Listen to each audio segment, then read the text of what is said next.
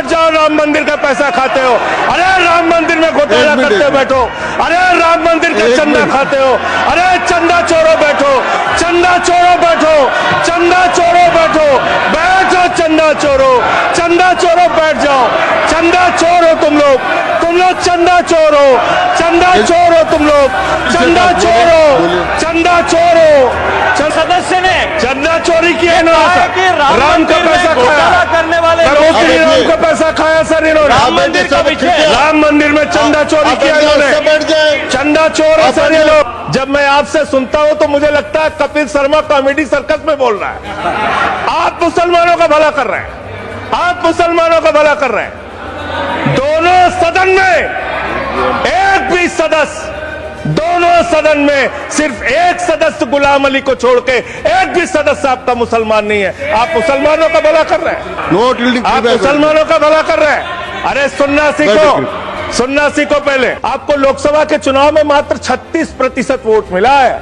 इस देश की 64% आबादी आज भी आपके खिलाफ है, आज भी आपके खिलाफ खड़ी है। किसी का कोने में मत रहिए, बड़ी बड़ी सत्ता उखड़ गई और चली गई। श्री संजय सिंह दोनों ही कह रहे एक दूसरे को। धन्यवाद मान्यवर, आपने एक अत्यंत महत्वपूर्ण बिल पे मुझे अपनी बात कहने का मौका दिया। मैं जैसे उदय प्रताप जी की चंद पंक्तियों से अपनी बात शुरू करूंगा। न मेरा है न तेरा है, ये हिंदुस्तान सबका है, नहीं समझी गई ये बात तो नुकसान सबका है। न तेरा है न मेरा है, ये हिंदुस्तान सबका है, नहीं समझी गई ये बात तो नुकसान सबका है। जो आकर मिल गई इसमें वो दिखलाई नहीं देती, जो नदियां मिल गई इसमें वो दिखलाई नहीं देती। महासागर बनाने में मगर एहसान सबका है, महासागर बनाने में मगर एहसान सबका है। मान्यवर, हम लोग बचपन से एक शब्द सुनते आए, सरकार माई बाप। सरकार माई बाप यानी कि जो सरकार होती है वो लोगों की माई बाप होती है, मां की तरह ख्याल रखती है, पिता की तरह ख्याल रखती है। लेकिन अगर कोई सरकार अपने बच्चों को उसका गला घोटने पे उतारू हो जाए तो वो फिर सरकार निष्पक्ष सरकार नहीं है, नहीं है मान्यवर। वो सौतेली मां है, वो सौतेली मां है, उसका व्यवहार सौतेला है। और आज आप जो काम कर रहे हैं इस बिल के माध्यम से, आप बाबा साहब डॉक्टर भीमराव अंबेडकर जी के द्वारा लिखे गए संविधान की हत्या कर रहे हैं। और ये बात मैं इसलिए कह रहा हूं कि बाबा साहब डॉक्टर भीमराव अंबेडकर जी ने संविधान की धारा 26 में लिखा, धार्मिक मामलों के प्रबंधन की स्वतंत्रता, धार्मिक एवं धर्मार्थ उद्देश्यों के लिए संस्थाओं की स्थापना एवं रखरखाव करना, धर्म के मामलों में अपने स्वयं के मामलों का प्रबंधन करना, चल एवं अचल संपत्ति का स्वामित्व एवं अधिग्रहण करना तथा ऐसी संपत्ति का कानून के अनुसार प्रशासन करना। यह अधिकार आपने नहीं दिया, यह अधिकार किसी भारतीय जनता पार्टी के लोगों ने नहीं दिया। यह अधिकार बाबा साहब डॉक्टर भीमराव अंबेडकर जी के द्वारा लिखे गए भारत के संविधान ने दिया मानकर। और आप उस संवैधानिक अधिकार को छीन रहे हैं एक गैर संवैधानिक बिल लाके। क्या क्या लिखा इस कानून के अंदर आपने, किस तरीके से आपने इस संविधान की हत्या करने का काम किया। आप बड़ी बड़ी बातें कर रहे हैं। ये सरकार कह रही है कि ये कानून हम मुसलमानों के भले के लिए आ रहे हैं। जब मैं आपसे सुनता हूं तो मुझे लगता है कपिल शर्मा कॉमेडी सर्कस में बोल रहा है। आप मुसलमानों का भला कर रहे हैं, आप मुसलमानों का भला कर रहे हैं। दोनों सदन में एक भी सदस्य, दोनों सदन में सिर्फ एक सदस्य गुलाम अली को छोड़ के एक भी सदस्य आपका मुसलमान नहीं है। आप मुसलमानों का भला कर रहे हैं, आप मुसलमानों का भला कर रहे हैं। पूरी सरकार में एक मंत्री आपका मुसलमान नहीं है, आप मुसलमानों का भला कर रहे हैं। दो नेता अपने घरों में आपने बैठा दिया, मुख्तार अब्बास नकवी, शाहनवाज हुसैन, दोनों की राजनीति आपने खत्म कर दी। आप मुसलमानों का भला कर रहे हैं, आप मुसलमानों का भला कर रहे हैं, नो टिल्डिंग। आप मुसलमानों का भला कर रहे हैं। अरे सुनना सीखो पहले। मानवर मैं इनके इस कानून में क्या क्या लिखा हुआ है, क्या क्या कहा है नो इन्होंने। टिल्डिंग, बैठ जाए कृपया। गुलाम अली जी बैठ जाए। धार्मिक संपत्तियों को ये बिल कब्जा करने की नापाक कोशिश है इतनी और शांति धार्मिक है संपत्तियों को सदन में, इतनी कब्जा शांति करने के लिए। सदन में इतनी शांति है कि आराम से आप बोलोगे तो आराम से बोल रहा हूं सर। हाँ। आप बैठे हैं तो आपको देख के वैसे ही आराम आ जाता है। आपको देख के मैं वैसे ही आराम में रहता हूं सर। आप जब है आपका संरक्षण है तो आराम से ही बोल रहा हूं। बोलिए। मान्यवर धार्मिक संपत्तियों को कब्जा करने की एक कोशिश है, इसलिए इस बिल पर न हिंदू को खुश होना चाहिए, न सिख को खुश होना चाहिए, न ईसाई को खुश होना चाहिए, न जैन को खुश होना चाहिए, न बौद्ध को खुश होना चाहिए, क्योंकि नंबर सबका आएगा। और आज वक्फ की संपत्तियां कब्जा करके आप अपने दोस्तों को देंगे, कल गुरुद्वारे की संपत्तियां कब्जा करके आप अपने दोस्तों को देंगे, फिर चर्चों की संपत्तियां कब्जा करके आप अपने दोस्तों को देंगे, फिर बौद्धों की संपत्तियां कब्जा करके आप अपने दोस्तों को देंगे, फिर जैनों की संपत्तियां कब्जा करके आप अपने दोस्तों को देंगे, फिर मंदिरों की जमीनें कब्जा करके आप अपने दोस्तों को देंगे। आप तो वो लोग हैं जिन्होंने प्रभु श्री राम के मंदिर में भी घोटाला किया। मान्यवर, प्रभु श्री राम के मंदिर के जमीन में घोटाला किया। मैं कागज दूंगा सर, मैं कागज दूंगा। बंद कर दिया मैंने। ये लोग राम मंदिर में घोटाला करने वाले लोग हैं, राम मंदिर की जमीन का चंदा खाने वाले लोग हैं सर। ये लोग 2 करोड़ की जमीन 5 मिनट में 18 करोड़ में बेची सर इन लोगों ने। 16.5 करोड़ का घोटाला किया, 18.5 करोड़ में जमीन बेची। ये राम मंदिर में घोटाला करने वाले लोग हैं सर। मान्यवर, अरे प्रभु श्री राम के नाम का पैसा खाते हो तुम लोग। अरे बैठ जाओ, राम मंदिर का पैसा खाते हो। अरे राम मंदिर में घोटाला करते हो, बैठो। अरे राम मंदिर का चंदा खाते हो। अरे चंदा चोरो बैठो, चंदा चोरो बैठो, चंदा चोरो बैठो, बैठो चंदा चोरो, चंदा चोरो बैठ जाओ।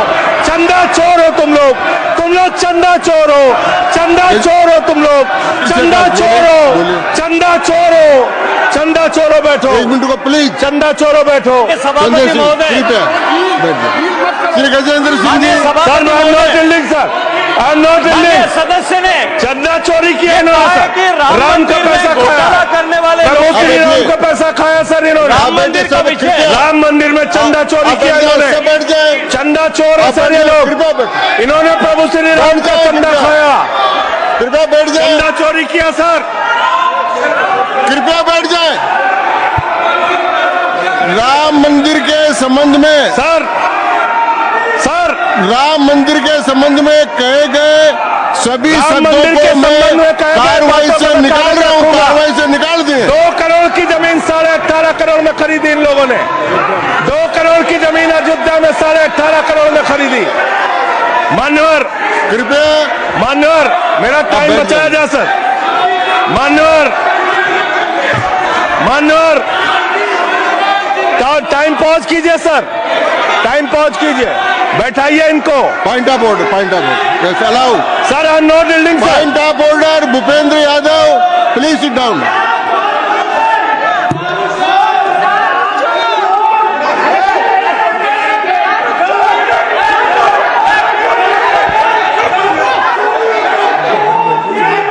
भाई पॉइंट ऑफ ऑर्डर मैंने दिया, आप जाइए स्थान पर, कृपया अपने स्थान पर जाएं। मैंने व्यवस्था का प्रश्न उठाने का मौका दिया भूपेंद्र जी यादव को।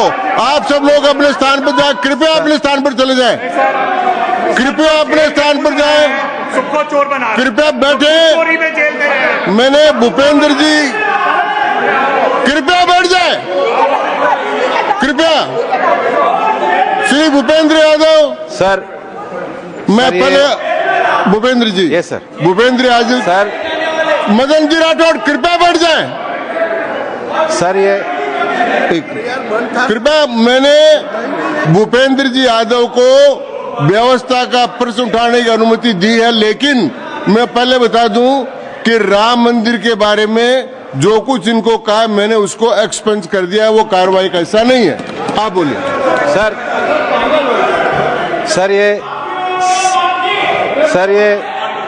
सर ये सदन का उच्च सदन है। रूल में बता देता हूं, रूल 238 और 240।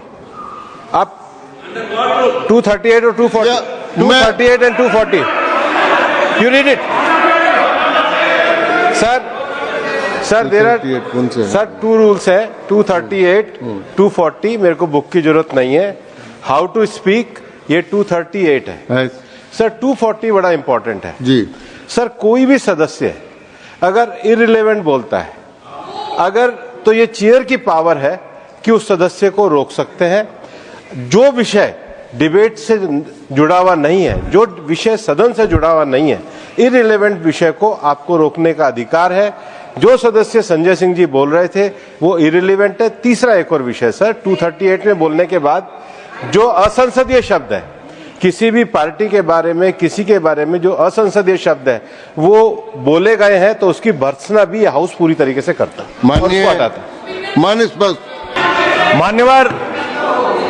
मान्यवर आपने कहा कि इससे आप पिछड़े मुसलमानों का भला करने जा रहे हैं। सुनने में बहुत अच्छा लगता है कि आप पिछड़े मुसलमानों का भला करने जा रहे हैं। आपने इसमें कहा कि आप महिलाओं का भला करने जा रहे हैं। सुनने में बहुत अच्छा लगता है कि आप महिलाओं का भला करने जा रहे हैं, लेकिन ये सरकार, और यहां पे इस समय मंत्री जी नहीं है, मैं उनसे पूछना चाहता हूं, आप देश को और सदन को गलत जानकारी क्यों दे रहे हैं? मान्यवर 2013 के वक्फ बिल में जो भारतीय जनता पार्टी की सहमति और सहयोग से पास हुआ, उसमें भी महिलाओं के लिए आरक्षण था। मना कर दीजिए कि नहीं था? मना करिए कि हम गलत बोल रहे हैं। मान्यवर मंत्री जी ने कहा 1 करोड़ सुझाव आया। मैं आपसे पूछना चाहता हूं, कितने करोड़ ईमेल आए, कितने करोड़ पत्र आए, कितने करोड़ सुझाव आए? पूरे देश को जानकारी दीजिए, और मैं आपको दावे के साथ कह सकता हूं, जब पूरा सच सामने आएगा तो देश को पता चलेगा कितने लोग इस बिल के विरोध में थे, कितने लोग इस बिल के समर्थन में थे। मैं जेपीसी का सदस्य था मान्यवर, मैं कह रहा हूं आपसे लाइए। और आप पिछड़े मुसलमानों का भला करना चाहते हैं?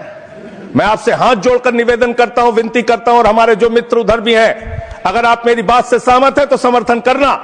समाज में छुआछूत को, बीमारी को मिटाने के लिए चलिए उठाते हैं कदम, और अगले सत्र में एक बिल लेके आइए। जितने भी हिंदुओं की कमेटियां हैं, ट्रस्ट है, बोर्ड है, उन सारे ट्रस्ट और कमेटियों में 80% आरक्षण दलित, आदिवासी और पिछड़े हिंदुओं को दीजिए। मैं समर्थन करूंगा आपका, माला पहनाऊंगा आपको। आप पिछड़ों का भला करने की बात करते हैं, आप दलितों का भला करने की बात करते हैं। आपकी मातृ संस्था आरएसएस 100 साल तक आपने एक भी दलित, पिछड़ा और आदिवासी, एक भी महिला को आज तक आरएसएस का प्रमुख नहीं बनाया। आप दलितों और पिछड़ों और आदिवासियों की आरएसएस के बारे में भला करने की बात करते हैं। मान्यवर इस बिल में क्या लिखा है? आप जो भी बातें इस विधेयक के अलावा बोलेंगे उन सबको मैं एक्सप्लेन करूंगा। ये सच नहीं है? क्या ये सच नहीं है? सर मेरा टाइम रोका जाए। और सर बिल के बारे में बात करते हैं मान्यवर। मंत्री जी ने कहा आज आप इस बिल को पास कर रहे हैं, आज आपका सीना चौड़ा हो रहा है, आपको लग रहा है एक धर्म के अधिकार को आप छीन रहे हैं। नहीं, कल को आप सभी धर्मों की धार्मिक संपत्तियां छीन के आप अपने दोस्तों का देने का काम करेंगे। मैं फिर इसको दोहरा रहा हूं और फिर इसको कह रहा हूं कि आप ये करेंगे, धार्मिक संपत्तियों के कब्जा करने का काम करेंगे। और किसी गलतफहमी में मत रहिए। आपको लोकसभा के चुनाव में मात्र 36% वोट मिला है। इस देश की 64% आबादी आज भी आपके खिलाफ है, आज भी आपके खिलाफ खड़ी है। किसी गलतफहमी में मत रहिए। बड़ी बड़ी सत्ता उखड़ गई और चली गई। मान्यवर आपने इसमें लिखा बिल के अंदर कि वक्फ कमेटी के अंदर गैर मुसलमान इसका सदस्य बन सकता है। आप क्या गुरुद्वारा कमेटी के अंदर गैर सिख को मेंबर बना सकते हैं? क्या ईसाई कमेटी के अंदर गैर ईसाई को सदस्य बना सकते हैं? क्या बौद्धों की कमेटी के अंदर गैर बौद्ध को, क्या जैनों की कमेटी के अंदर गैर जैन को आप मेंबर बना सकते हैं, और इतना ही नहीं, क्या आप हिंदुओं के ट्रस्ट में, मंदिर के ट्रस्ट में आप क्या गैर हिंदू को मेंबर बना सकते हैं? नहीं बना सकते, नहीं बना सकते। आप एक झूठ फैला रहे हैं देश भर में झूठ फैला रहे हैं। आप कह रहे हैं ये मैं पढ़ रहा हूं राम मंदिर का, सर, राम मंदिर ट्रस्ट। झूठ शब्द असंसदीय है, जो असंसदीय शब्द है उनको निकाल दीजिए। सत्य से परे, सत्य से परे। सर, ये प्रभु श्री राम के मंदिर का ट्रस्ट, मैं इसका समर्थन करता हूं। नहीं, आप सर, मैं इसका समर्थन कर रहा हूं। ये सब्जेक्ट नहीं है सर, समर्थन कर रहा हूं, सुन तो लीजिए। आप कहे से नहीं सुनूंगा। डिस्ट्रिक्ट मजिस्ट्रेट प्रोसीडिंग में नहीं आएगा सर, मेरी बात तो बिल्कुल नहीं आएगा सर, मेरी बात सुन लीजिए। घनश्याम जी प्लीज, चेयरमैन साहब, district magistrate of Ayodhya will be ex officio trustee who will be A practicing Hindu. If the DM is not Hindu, then additional district magistrate will be an ex officio member of the trust. हम इसका समर्थन करते हैं sir. Hindu धर्म के trust में हिंदू को member होना चाहिए, आपने लिखा, हम इसका समर्थन करते हैं। लेकिन आप दूसरे धर्मों के ऊपर कह रहे हैं। कल को आप गुरुद्वारा कमेटियों में कहेंगे सिख नहीं, दूसरे धर्म के लोग इसमें आएंगे। कल को आप जैन कमेटियों में घुसड़ेंगे, बौद्धों की कमेटियों में घुसड़ेंगे। ये बात गलत है, ये पूरी तरीके से गलत है। और आज पूरे देश को आप बताइए, मान्यवर, पूरे देश को आप बताइए, 2009 में आपने अपना घोषणा पत्र जारी किया था, मैनिफेस्टो। ये मैनिफेस्टो आपका लेके आया हूं, ये तो आपका डॉक्यूमेंट है, मेरे घर नहीं बना। इस मैनिफेस्टो में लिखा है इन्होंने कि 2009 के मैनिफेस्टो में लिखा है कि वक्फ की जमीनों पर जो अवैध कब्जे हुए हैं, के.आर. रहमान की कमेटी की रिपोर्ट के हिसाब से हम मुस्लिम धर्म गुरुओं के साथ बातचीत करके उसको खाली कराने का काम करेंगे। कितना दोहरा चरित्र है आपका। आपने कहा वक्फ की जमीनों को खाली कराने का काम करेंगे जिसपे कोई और कब्जा कर रखा है। मान्यवर, एक और बात, सुप्रीम कोर्ट के अंदर आप कह रहे हो कागज चाहिए, कागज चाहिए। मंत्री जी ने कहा कागज चाहिए। मंत्री जी, आपको कागज की बहुत जरूरत होती है, कागज आपको चाहिए। आपकी सरकार ने 2020 में, ये पूरे देश को देखना चाहिए, पूरे देश को सर, 2020 में मैं जेपीसी का मेंबर था, एक कागज वहां मिला मैं 2020 में सुप्रीम कोर्ट में। सर, आप, मेरी बात नहीं आ रही सर, मेरी बात नहीं आ रही। 2020 में मान्यवर, इस भारत की सरकार ने, मोदी जी की सरकार ने शपथ पत्र दिया सुप्रीम कोर्ट में। से क्या लिखा हुआ है? 99% वक्फ की संपत्तियां डिजिटाइज हो चुकी हैं। मुख्तार अब्बास नकवी साहब आपके मंत्री थे, उनका बयान है 100% वक्फ की संपत्तियां डिजिटाइज हो चुकी हैं। तो जब आप सारी संपत्तियां डिजिटाइज कर चुके हैं, सब कुछ ऑनलाइन कर चुके हैं वामसी पोर्टल में, सारे कागजात जांच चुके हैं, तो क्या आप फसाद कराने के लिए फिर से कागज मांग रहे हैं? फसाद कराने के लिए आप फसाद कराने के लिए कागज मांग रहे हैं। आप फसाद कराने वाले हिंदू हैं, हम सौहार्द फैलाने वाले हिंदू हैं। यह बुनियादी फर्क है, यह बुनियादी फर्क है। आप देश भर में फसाद, नफरत, लड़ाई झगड़ा कराने का काम करते हैं। मान्यवर, मैं अंत में आप लोगों से सिर्फ एक ही बात कहना चाहता हूं कि आज सच्चर कमेटी की रिपोर्ट की बात कही गई और कहा गया 12,000 करोड़ की आमदनी हो सकती थी। एक सुझाव मैं पूरे सदन की तरफ से इस सरकार को देना चाहता हूं। 12,000 करोड़ की आमदनी की चिंता है वक्फ की, करोड़ों मुसलमानों की चिंता है आपको। एक अपने दोस्त को पकड़ के लाइए, नीरव मोदी को 20,000 करोड़ वसूलिए, 12,000 करोड़ वक्फ को दीजिए, 8,000 करोड़ अपने पास रखिए। 8,000 करोड़ का आपको मुनाफा होगा, 12,000 करोड़ वक्फ को दे दीजिए, करोड़ों मुसलमानों का भला हो जाएगा। मान्यवर, अंतिम बात कह के आपने कहा सच्चर कमेटी की रिपोर्ट से 12,000 करोड़ की आमदनी की बात कही गई है। अर्ध सत्य मत बोलिए, पूरा सत्य बोला कीजिए।